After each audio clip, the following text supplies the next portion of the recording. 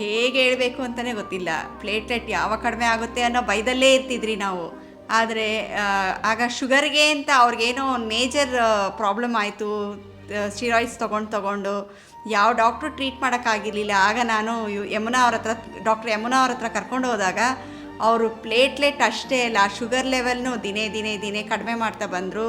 ಅವ್ರ ಟ್ರೀಟ್ಮೆಂಟು ಮತ್ತು ಅವ್ರ ಡಯಟ್ ಪ್ಲ್ಯಾನು ಇದೆಲ್ಲದರಿಂದ ನಮ್ಮ ಮನೆಯವರು ಅಷ್ಟೇ ಅಲ್ಲ, ನಾನೊಂದು 50 ಜನನ ರೆಫರ್ ಮಾಡಿದ್ದೀನಿ. ಅಷ್ಟೂ ಜನ ಈಗ ಮೆಡಿಸಿನ್ ಫ್ರೀ ಆಗಿದ್ದಾರೆ. ನನ್ನ ನೋಡೋರೆಲ್ಲ ಕೇಳ್ತಾರೆ, ನೀನು ಹೇಗೆ ಇಷ್ಟು ಚೆನ್ನಾಗಾದೆ ಅಂತ. ನನಗೆ ಕೂದಲೇ ಇರಲಿಲ್ಲ, ಫುಲ್ಲು ಕೂದಲೇ ಇರಲಿಲ್ಲ. ಈಗ ಅಲ್ಲಿ ಹೋದ್ಮೇಲೆ ನನ್ನ ಕೂದಲು ಹೇರ್ ಗ್ರೋತು ಸರಿ ಹೋಯ್ತು. ಮನುಷ್ಯನಿಗೆ ಆಸ್ತಿ ಹಣ ಮುಖ್ಯ ಅಲ್ಲ, ಆರೋಗ್ಯ ಮುಖ್ಯ. ನಾನು ಪ್ರತಿ ಸಲನೂ ಇದೇ ಹೇಳ್ತಾ ಇರ್ತೀನಿ. ಆರೋಗ್ಯವಾಗಿರ್ಬೇಕಂತಂದರೆ ನಮಗೆ ಎಲ್ಲಿ ಆರೋಗ್ಯ ಸಿಗುತ್ತೆ ಆ ಜಾಗಕ್ಕೆ ಹೋಗಬೇಕು.